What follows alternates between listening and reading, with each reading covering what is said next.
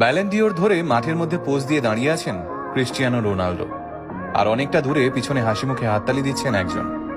সেই সময় কেউ কল্পনাও করতে পারেনি রোনাল্ডোর পিছনে দাঁড়ানো এই মানুষটি কখনো তামাম বিশ্বের সেরা ফুটবল খেলোয়াড় হিসেবে নির্বাচিত হবেন।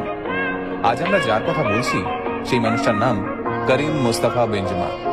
ফ্রান্সের একটি ক্লাবের বল বয় থেকে বিশ্বসেরা ফুটবলের জার্নিটা মোটেও সহজ ছিল না বেনজেমার জন্য। একটা সময় তার খারাপ পারফরমেন্সের জন্য সংবাদপত্রে নিয়মিত ছাপা হতো ব্যঙ্গাত্মক সব কার্টুন। বিশ্বসেরা কোচ হোসে মেরিনহো এই করিম বেনজেমা সম্পর্কে বলেছিলেন, ও তো একটা ভেজা বেড়াল, ওর দ্বারা কিচ্ছু হবে না।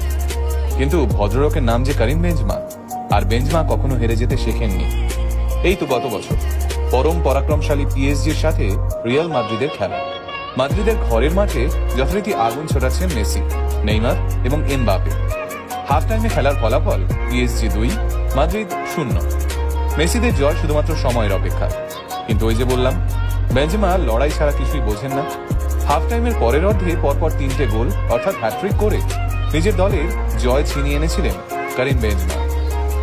2009 সালে রিয়াল মাদ্রিদে 3 জন প্লেয়ারের আগমন ঘটেছিল। ম্যানচেস্টার ইউনাইটেড থেকে ক্রিস্টিয়ানো রোনাল্ডো, এসি মিলান থেকে কাকা, আর লিয়ান থেকে বেনজেমা। কিন্তু রোনাল্ডো আর কাকাকে নিয়ে উন্মাদনা এতটাই ছিল যে সবাই বেনজেমার কথা ভুলেই গিয়েছিল। জিনেদিন জিদান, যিনি কিনা একসময় ফ্রান্সের এই তারকার আইডল ছিলেন। ফলে 2016 থেকে 2018 সালের মধ্যে তিনবার চ্যাম্পিয়ন্স লিগ জেতে রিয়াল মাদ্রিদ। এই 3 বছরই দুর্ধর্ষ ফর্মে থাকা রোনাল্ডো, রামোস এবং বেলকে যোগ্য সঙ্গ দিয়েছিলেন করিম বেনজেমা।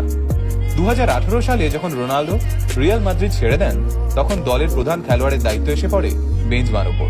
বেনজেমা একটা ভুল পাস দিলে কিংবা গোলের চান্স মিস করলেই তাকে শুনতে হতো 80,000 দর্শকের বাছা বিশেষণ।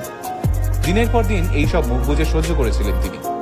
কাট্টু 2022 প্রকৃতির দুরন্ত খেলা উপহার দিয়ে রিয়াল মাদ্রিদকে 14তম চ্যাম্পিয়ন্স লিগ জিতিয়ে ফিরলেন করিম মোস্তাফা বেনজেমা। কোড়ে আঙুলে চোট, একদম ভেঙে বেঁকে গিয়েছে। অস্ত্রোপচার করার পর সুস্থ হতে সময় লাগবে, কিন্তু টিমের যে তাকে দরকার, তাই বিগত 3 বছর ধরে কোড়ে আঙুলে ব্যান্ডেজ বেঁধে খেলতে নামেন তিনি। অস্ত্রোপচার আর করা হয়নি।